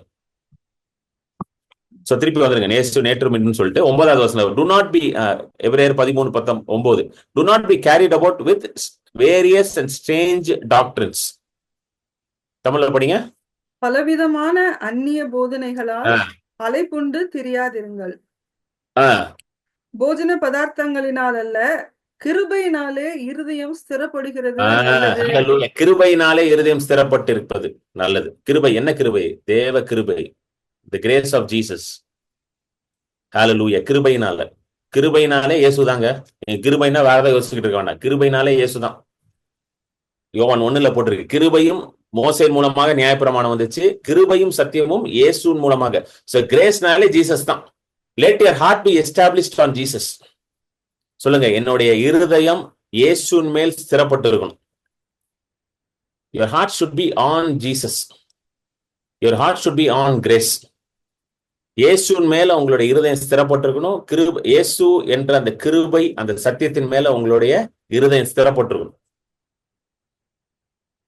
அதுதான் எபிரேயருக்கு எழுதுறாங்க. என்ன எழுதுறாங்கன்னா, நிறைய அந்நிய போதனைகள் வருது, அதெல்லாம் உள்ள விட்டு அந்நிய போதனைகள்லாம் இயேசு, அப்போஸ்தலர் பவுல், ஆதி திருச்சபையில போதிக்காத அதுக்கு மேல இருந்த நிறைய ராங் டாக்டரின்ஸ்லாம் அந்த டைம் வந்துட்டு இருந்துச்சு. ஆக்சுவலி நீங்க ஏர்லி செஞ்சுரி சர்ச் ஹிஸ்டரி எல்லாம் படிச்சு பாத்தீங்கன்னா ஏகப்பட்ட அந்நிய போதனைகள் உள்ள வந்துட்டு இருந்துச்சு சர்ச்சுக்குள்ள. சர்ச் ஹிஸ்டரி படிச்சு பாருங்க. Especially the first few centuries were very challenging for the church. ஏன்னா பிசாசு போராடுறான். இந்த சத்தியம் உலகம் முழுவதும் பரவக்கூடாது போராடுறான். கிட்டத்தட்ட தேர்ட் சென்ச்சுரிலாம் பாத்தீங்கன்னா பிளஜேரிசம் அப்படின்ற ஒரு இது வந்துருச்சு. பிளஜேரிசம்னு ஒரு தியாலஜி வந்துருச்சு. அதை எதிர்த்து போராடினவர் செயின்ட் அகஸ்டின். செயின்ட் அகஸ்டின் தான் அதை எதிர்த்து போராடினார். போராடி அது தப்புன்னு ப்ரூவ் பண்ணி அதுக்கப்புறம் அகஸ்டியனோட டீச்சிங்ஸ் வச்சுதான் பல நூற்றாண்டுகள் church was able to survive till Martin Luther திருப்பி ஒரு ரெஃபர்மேஷன் வந்துச்சு. So church was fighting because the devil wanted to derail the church. ஏன்னா சபைக்கு சத்தியம் தெரிஞ்சிருச்சுன்னா சபை என்ன ஆயிரும், உலகத்துக்கு வெளிச்சமா மாறிடும். You understand? புரியுதுங்களா உங்களுக்கு சொல்றது? இது காலங்காலமா நடந்துட்டு இருக்குது. இன்னைக்கும் அதுதான் சொல்றாங்கல்ல, ஆண்டவர் சுகமாக்க மாட்டாரு, ஆண்டவர் இது பண்ண மாட்டாரு, இதெல்லாம் முக்கியம் இல்ல. இப்படிதான் என்ன பண்றான், உள்ள வரான் பிசாசு. சர்ச் ஹிஸ்டரி போய் படிச்சு பாருங்க, பயங்கர ரொம்ப இன்ட்ரெஸ்டிங்கா இருக்கும். ஏன்னா ஆண்டவர் உலகம் முழுவதும் சுவிசேஷத்தை கொண்டு போன்றாரு. நிறைய ஸ்ட்ரேஞ்ச் டாக்டரின்ஸ் எல்லாம் உள்ள வருது. அதனாலதான் இங்க எழுதியிருக்கு, ஹீப்ரூஸ்ல எழுதுறாங்க, don't give to place for strange doctrines. அந்நிய உபதேசங்களுக்கு, போதனைக்கு இடம் கொடுக்காதுன்னு. எத்தனை பேருக்கு புரிஞ்சிருச்சு? ஹalleluya ஆமென். கர்த்தருக்காக காணிக்க கொடுக்க விரும்புகிறவர்கள் இந்த டீடைல்ஸை யூஸ் பண்ணி நீங்க கொடுக்கலாம். If you like to give an offering to the Lord for the work of the kingdom of God, தேவனுடைய ஊழியத்திற்கு காணிக்கை கொடுக்க நீங்க விருப்பமானால் நீங்க கொடுக்கலாம். என்னோட account number, UPI scan code எல்லாம் இதுல இருக்கு. இதை நீங்க யூஸ் பண்ணி கொடுக்கலாம். Account name Kiran Paul JJ, account number 021201584236, ICIC 00000212, savings account ICICI bank limited, Chennai Santhome branch, UPI number 9884160264. Scan பண்ணீங்கன்னா நீங்க யூபிஐ மூலமா கொடுக்கலாம். So whatever the Lord is putting in your heart, கர்த்தர் உங்க மனசுல என்ன பேசுறாரோ அதை நீங்க ஊழியத்துல நீங்க கொடுக்கலாம். இந்த ஊழியத்தோட நீங்க நிற்கலாம். when you are giving to the ministry, you are standing with the vision of the Lord. இந்த ஊழியத்துல நீங்க கொடுக்கும் பொழுது கர்த்தர் எனக்கு கொடுத்த அந்த தரிசனத்தோட நீங்களும் சேர்ந்து நிக்கிறீங்க. you are partnering with my vision. thank you so much for partnering with my vision. கர்த்தர் உங்க எல்லா தேவைகளையும் அவருடைய மகிமையின் ஐஸ்வர்யத்தின் படி கிறிஸ்து இயேசு மூலமாக சந்திப்பார். ஆமென். God bless you. நீங்க ஆஃபரிங் அனுப்பிட்டு எனக்கு ஒரு வாட்ஸ்அப் டெக்ஸ்ட் பண்ணீங்கன்னா உங்களுக்கு நான் அக்னாலஜ்மெண்ட் அனுப்பி விடுவேன். ஆமென். God bless you.